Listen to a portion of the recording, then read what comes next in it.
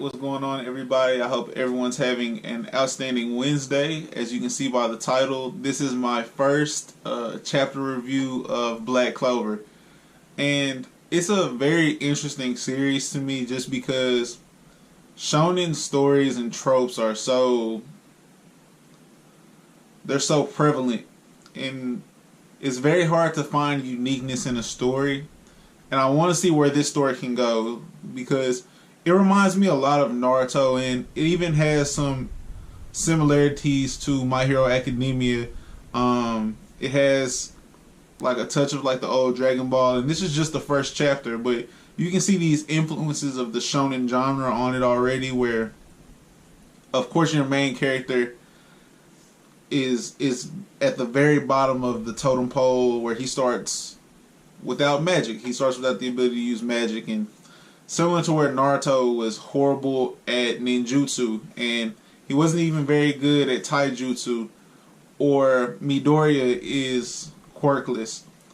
The ability to feel sympathetic to this character that does not have the same strengths that the rest of this fictional base of characters has really resonates with an audience, and to see him prevail through this story with this limitation, for lack of better terms, with this limitation, is outstanding.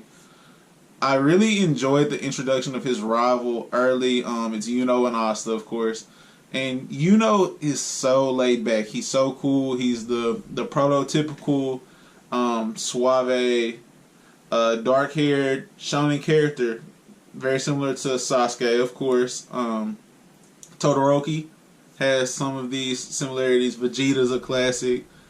There's always this character that has like this chill motive, but is extremely powerful, and it always seems like a baseline rival for your main character. And I'm really enjoying their back and forth already, because it's different for them to have grown up with each other and go through being orphans and the different challenges that come with being an orphan. And I'm reading another series about orphans in the Promised Neverland, and kind of taking that experience into like the bond that these two probably share, having being dropped off on this church's doorsteps the same day.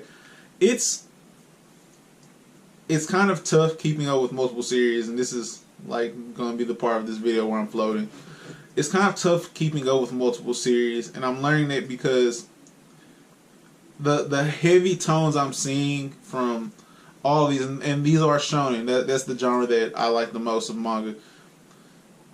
There are certain things that like all of them keep in tune with, like this sudden sense of challenge and this rush of excitement of doing something new. That you just, it's hard for me not to compare Asta to Emma from The Promised Neverland, or to Midoriya from My Hero Academia, because they have all of these things that the genre just places on them as characters anyways. What separates Asta so far to me is his genuine willingness to work. And it's not saying that those two don't have that. Midoriya especially can go work. He's a hard worker. But I feel like the difference is that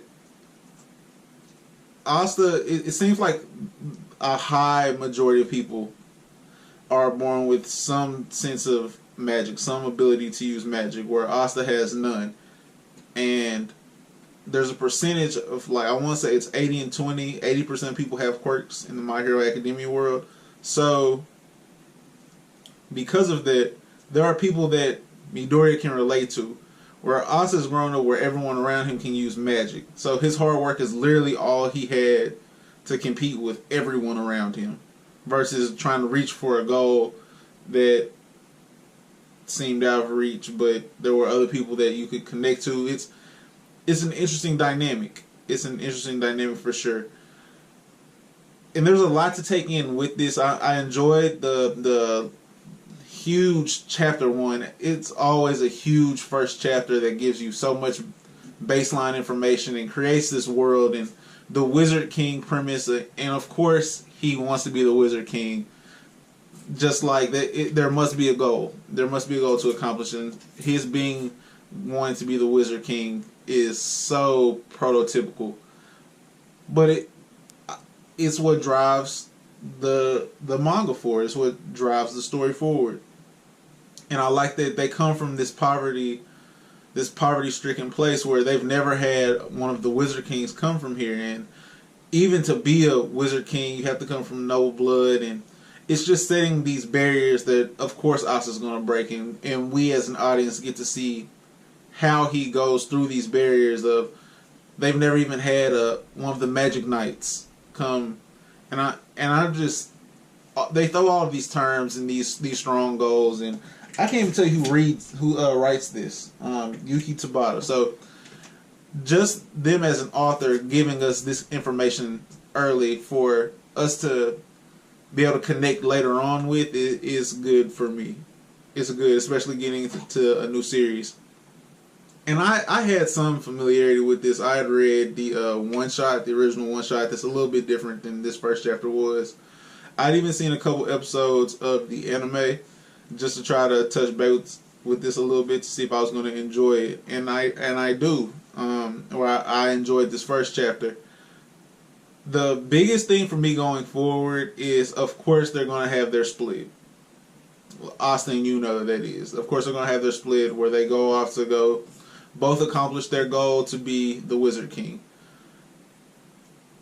I'm interested to see where that split takes them, and if their rivalry will end up turning into like a positive vibe rivalry where it's like they're both doing good, or if Asta will have the descent of the tyrant, for lack of better terms. If you're familiar with that from a literature standpoint, it's where a character can either have the rise of the hero, or like they rise to this call of action, or they take the descent of the tyrant, where they basically they take the long way to see redeemable acts to come back to their call to heroism. And I feel like Asta has this bright, bubbly personality where I always say shoot or shoot, like he's shooting at a nun, and so he's very brash and he's very open, and his personality is wide open. So and Yuno's not that. So if I had to guess which one of them would take the darker path, of course it would be Yuno. It's just it's a lot to digest, man, and I'm slightly overwhelmed, especially doing multiple series at the same time, but I wanted that challenge.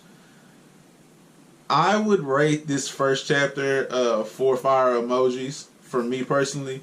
Not that it wasn't a good chapter by any stretch of the imagination, but there's just more to come from this for sure. It's not the best first chapter I've read. That's going to be it as far as the review, guys. Today there will be a My Hero Academia video dropping, as well as another Promised Neverland review. And we might even get some streaming later on. So tune in for all of that. Like this video if you liked it. Comment your ideas for better videos, new series I should pick up. What you liked about this chapter, what you like about this series. No spoilers, of course. Subscribe, share the video, all of that. Have a great rest of your Wednesday. I'll catch you guys on some later videos. Call chill, please. Peace, guys.